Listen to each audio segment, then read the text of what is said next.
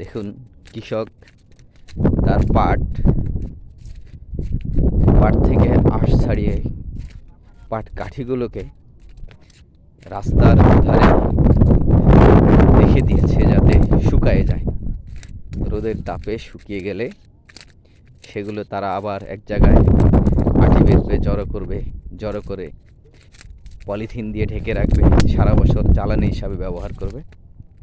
সে অবশ্যই কৃষক তার পাট কাঠিগুলো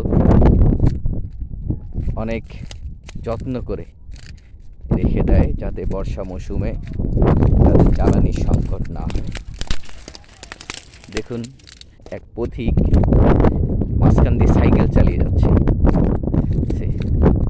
যদিও এই অভিজ্ঞতা যারা ভালো সাইকেল চালক এক্সপার্ট হয় তাদের অবশ্যই তারা ভালো চালাতে পারে, তাদের জন্য এই রাস্তাটা কাঁচা এবং পাটকাঠিগুলো সারিবদ্ধভাবে